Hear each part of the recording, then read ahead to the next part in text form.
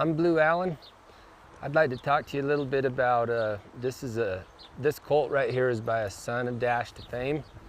It's a little different than what we usually ride, but nonetheless we're going to treat him just the same.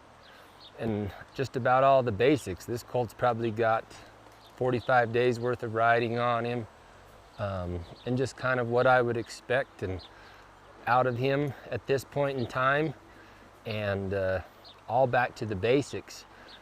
And I feel like if we don't do our job of putting a good solid foundation on him now, the whole rest of his career, he never has anything to go back to. He has no building blocks whatsoever. So even if you send him to someone to fix him eventually, or need a little tune-up, or whatever the situation is, if there's no foundation or no groundwork, in my opinion, there's nothing for him to fall back on. There's no way that you can fix any of your current problems if you don't have a good foundation to go back to begin with.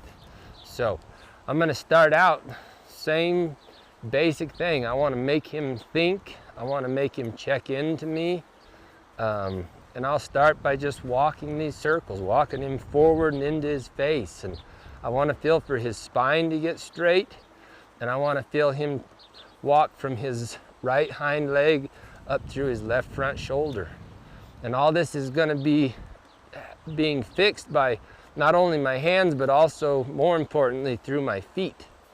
But I want him to start to soften up on my bridle, and I can move my hands in here and put some life into my hands so it gives him nothing to lean on. But at the same time, I'm going to keep walking him forward and into his face, and I'm going to use my feet to make his body start to straighten up.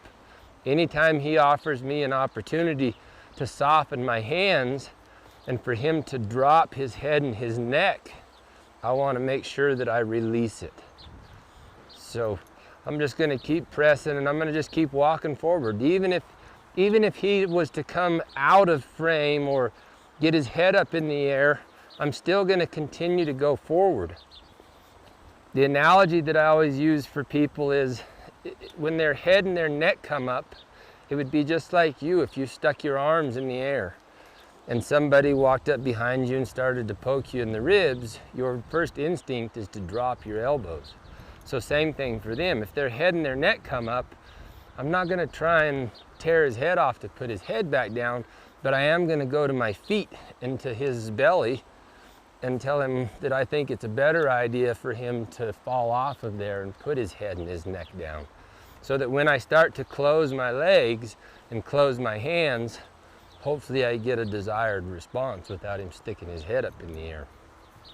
And all horses, not just colts, but all horses are going to have a good side and a bad side, a round side and a straight side. And so it's our job as a horse trainer to make these sides feel the same, and work on making that stiff side feel like we can move it wherever we want to move it. But this colt's getting the basic idea of when I pick my hands up and close my feet, if I need to push him out of the circle, I can, without him throwing his head up in the air.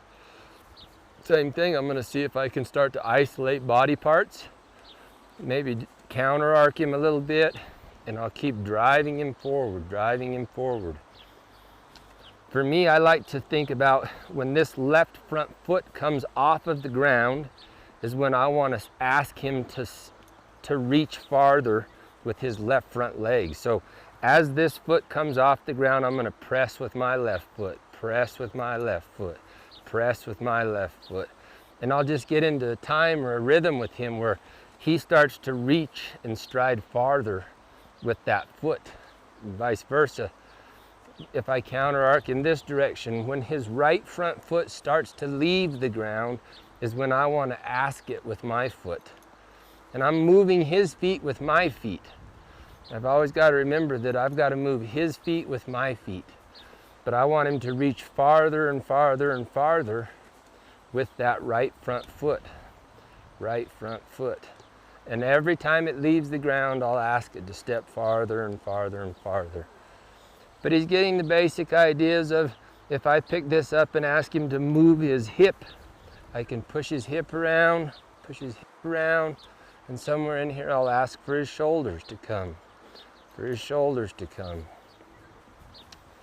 And he doesn't have to do anything fast right now, just accurate.